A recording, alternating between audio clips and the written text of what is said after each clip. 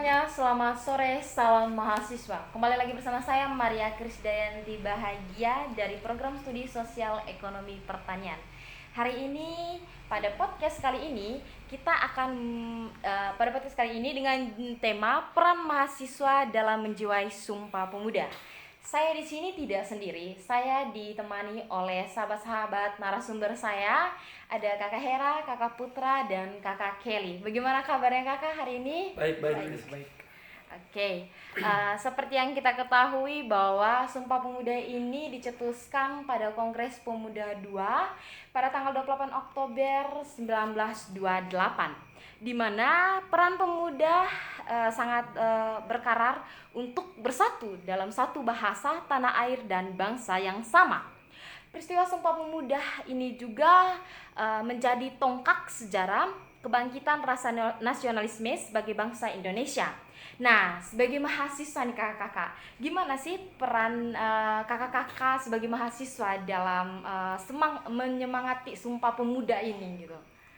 Oke, terima kasih atas kesempatannya. Di sini peran kita sebagai mahasiswa dalam menjiwai Sumpah Pemuda ini kita itu punya peran yang sangat penting, karena kita itu merupakan generasi muda sekarang, generasi untuk memajukan bangsa.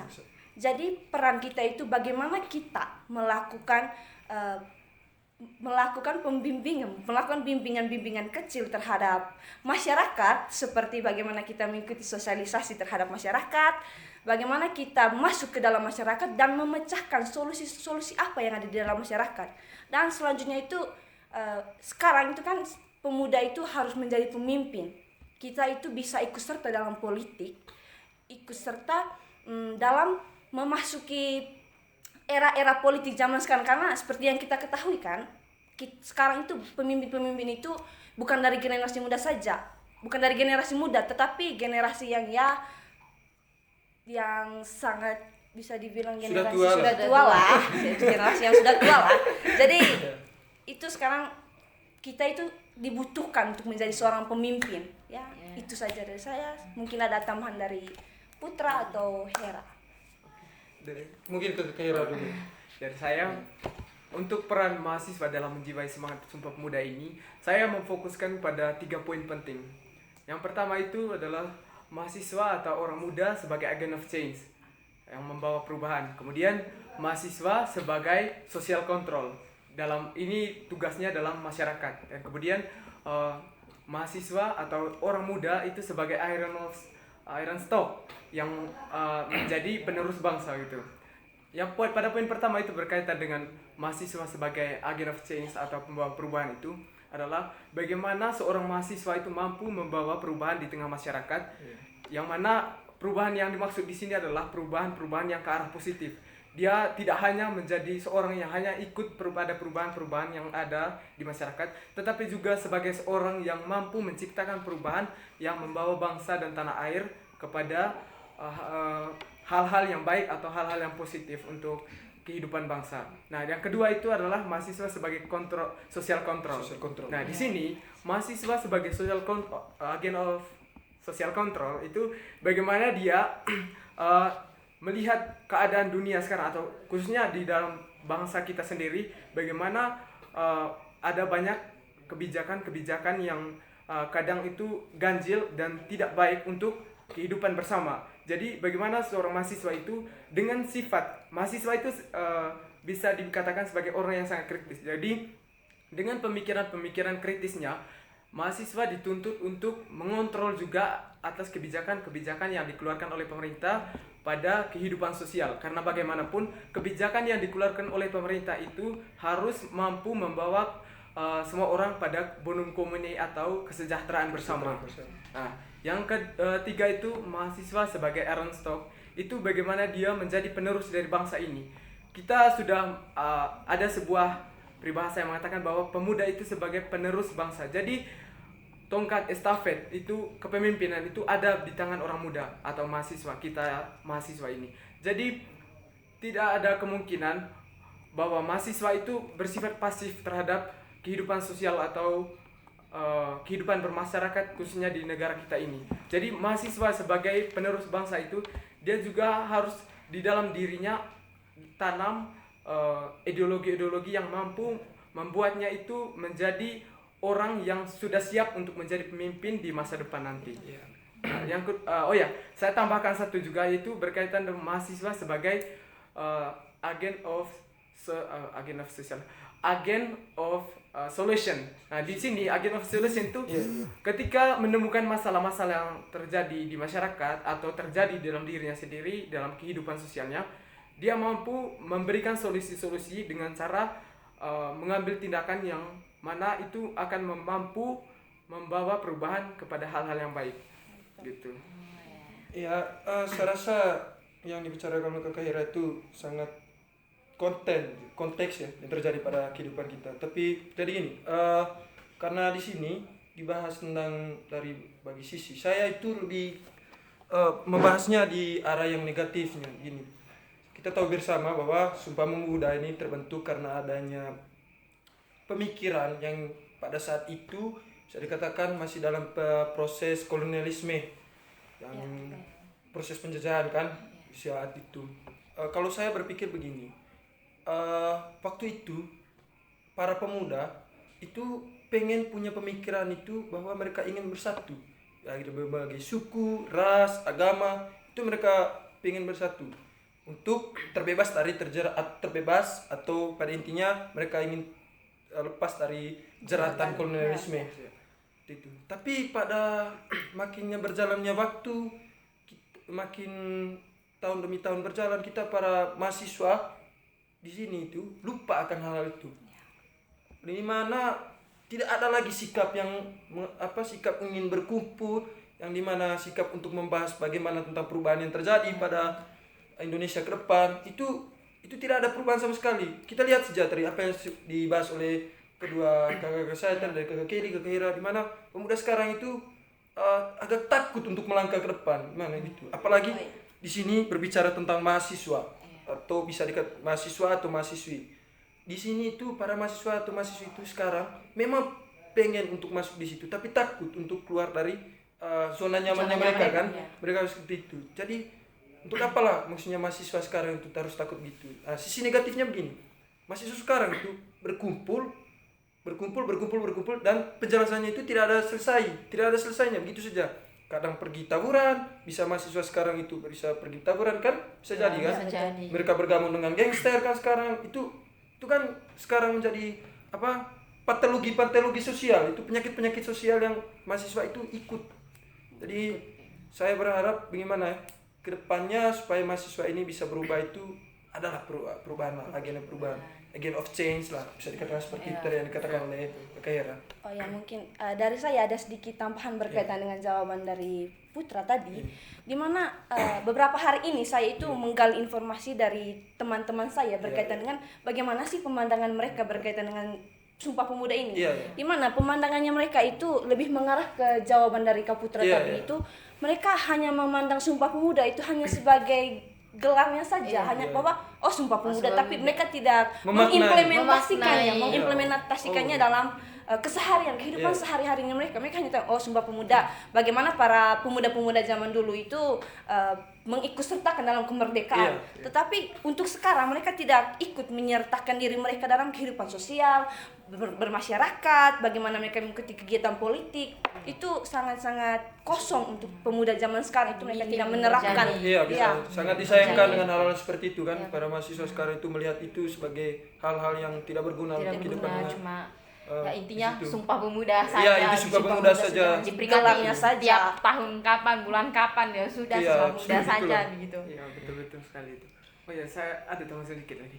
Itu memang hal-hal seperti ini sudah menjadi fenomena sosial di tengah masyarakat kita sekarang, khususnya di golongan anak muda. Jadi kesadaran seperti ini yang harus kita tanam, dan kemudian bagaimana kita harus membawa mahasiswa atau orang muda itu ke hal-hal yang positif yang bisa membangun bangsa, membangun dirinya sendiri. Sebelum membangun bangsa itu kita harus mampu membangun diri kita sendiri. Dari kesadaran dari diri sendiri itu bagaimana? Intinya menjadi peran mahasiswa ini sangat dibutuhkan ya, apalagi karena kan peran mahasiswa, sebagai mahasiswa kita kan ini sebagai generasi muda ya kan. Kita bakalan terus mendorong gitu bangsa ini ke depannya. Nah, tapi kalau misalnya dilihat-lihat nih kan, kalau dari kondisi sekarang ini, Sumpah Pemuda ini kan dia memiliki tiga inti pilar yang sangat mendalami Sumpah Pemuda ya. Iya, Itu iya. ada kayak kebangsaan, kemudian tanah air, bahasa gitu. Nah, kalau dilihat dari kejadian-kejadian yang sekarang yang kita lihat bahwa hal-hal ini sudah mulai terkikis gitu karena kemajuan-kemajuan teknologi modern-modern yang mulai berkembang gitu, mulai maju. Nah, gimana sih tanggapan kakak-kakak mengenai hal ini sebagai seorang mahasiswa dan generasi muda gitu, pelurus bangsa ini gitu?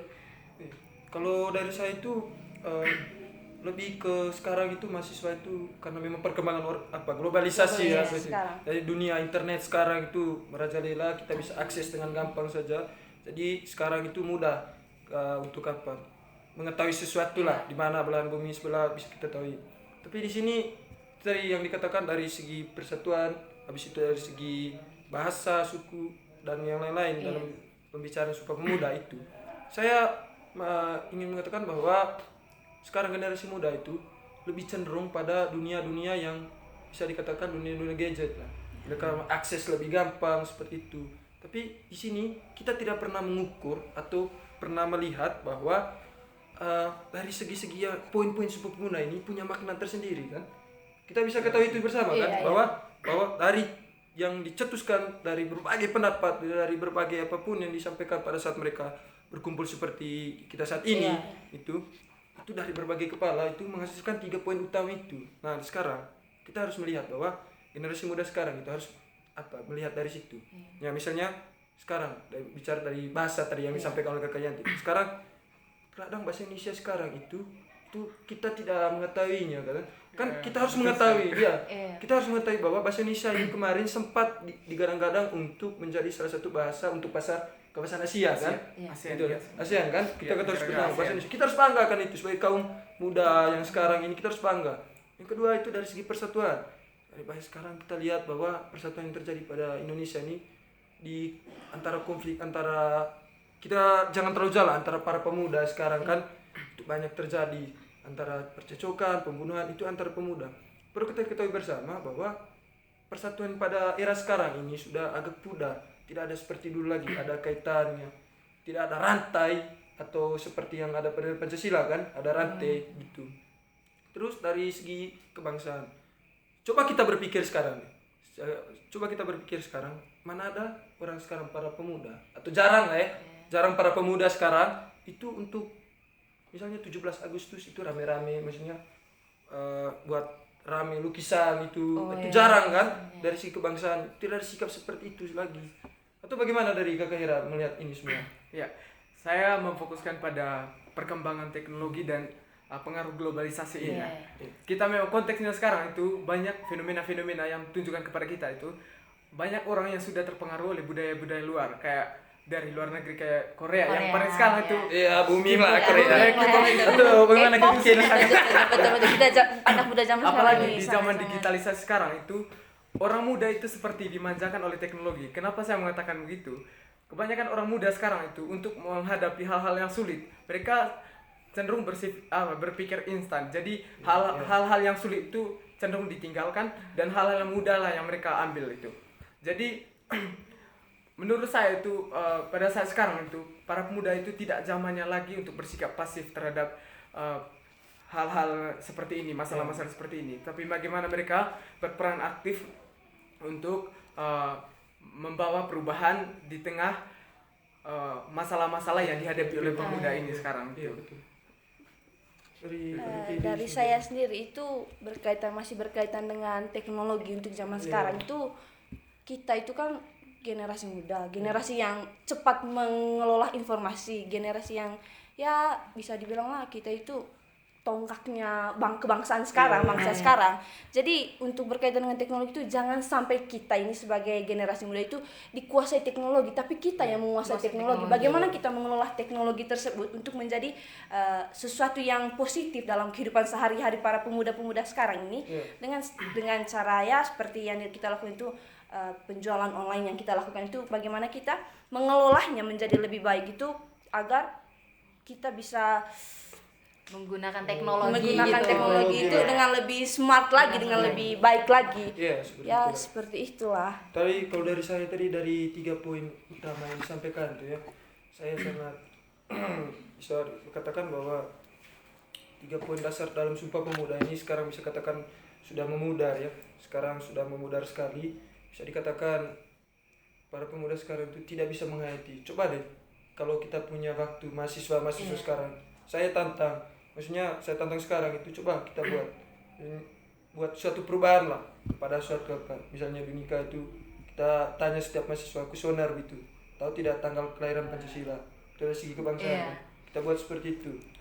Misalnya Sumpah Pemuda ini, semarak yang terjadi Sumpah Pemuda ini kan bagaimana, apa yang kita bisa lihat sekarang kan, itu mungkin itu yang saya bisa jelaskan. Saya mau tambahkan Iya. sedikit, itu berkaitan dengan Hari Sumpah Pemuda itu. Kadang sekarang itu orang itu kadang cenderung lupa, bahkan untuk tanggal Sumpah Pemuda itu saja itu masih ada orang yang lupa. Iya, atau betul. tidak tahu. Ini juga yang membuat perayaan Pancasila itu seperti dilupakan, tidak semeriah, perayaannya tidak semeriah pada saat 17 Agustus sana itu. Sumpah Sangat Pemuda, dilupakan oleh para pemuda. Kayak lari lewat aja, Iya, kayak iya. maksudnya Tidak saat tanggal 28 direfleksikan kayak dengan baik, oh udah gitu. kayak oh tanggal 28 gitu, kayak kalau misal kita lihat-lihat sekarang itu kan banyak kan orang kayak menggunakan sosial media, mereka kayak upload aja kayak selamat hari Iya, Sumpah Pemuda, begitu kayak, kan. udah lewat aja gitu, besoknya sudah hilang gitu. Iya, Tidak itu ada sudah. seperti 17 Agustus gitu kan, misalnya beberapa hari sebelumnya kan kayak ada sesuatu yang Coba kalau oh, kita apa? 17 Coba kalau Agustus, tanya gitu. konser apa ini? Kalau Coldplay. masa- Pasti ya, apa kan? ada Iya, apa-apa pasti apa gitu. itu. Tidak mungkin tidak Oh, apa. Citra Band, Iya. ya, itu kan. Gitu sih Ya, ya. menurut saya juga sih untuk berkaitan dengan Hari Sumpah Pemuda itu, saya sendiri juga salah satu pemuda-pemudi yang sangat minim informasi berkaitan itu. Tanggalnya lahir Pancasila, tanggal lahir ini saya tidak tahu, berarti ya, saya dapat memvonis diri saya sendiri sebagai itu. Jadi sebagai pemuda yang Intinya pertama itu adalah kita sadar bahwa ini juga akan mengenai kita. Jadi apa yang perlu kita lakukan itu adalah mengatasi hal-hal ini. Jadi ya kita harus membawa perubahan. Saya terus mengatakan bawa perubahan. Karena apa? Karena banyak sekali di zaman sekarang itu orang sudah semacam terpesona dengan iklan-iklan di media sosial itu. Semacam sifat konsumerismenya itu sangat tinggi. Itu khusus di orang muda, sangat sifatnya itu sudah sangat konsumerisme. Jadi untuk menciptakan atau menghasilkan sesuatu itu seperti tidak ada greget dari dirinya sendiri untuk membawa sesuatu yang baik gitu. Jadi hanya mengikuti tren tapi tidak mau membuat tren baru gitu. dan Oke. trennya ke arah negatif semua ya. Kalau dilihat dari zaman sekarang Iya. itu, pemuda-pemuda zaman sekarang itu Iya, bisa. Kayak lebih kepada ya sudahlah gitu ya. Jadi kayak generasi muda ini harus apalagi kita sebagai mahasiswa itu harus menjadi tonggak ya gitu. Dan tidak kerasa juga pembicaraan kita hari ini ya kakak ya, Iya. sangat seru bahwa generasi muda itu harus menjadi pendorong dan pendongak di bangsa ini gitu. Nah karena sudah tidak terasa waktu, kita sudah berada di tahap closing statement. Jadi terima kasih kepada kakak-kakak yang sudah Oke, memberikan sama-sama. informasi, kemudian sharing-sharingnya juga gitu. Semoga juga video podcast kali ini itu sangat bermanfaat bagi teman-teman semua yang menonton. Saya Maria Krisdayanti bahagia, dan ketiga sahabat narasumber saya kakak Kelly, kakak Putra, dan kakak Hera pamit undur diri dari hadapan teman-teman semua. Selamat sore, salam mahasiswa.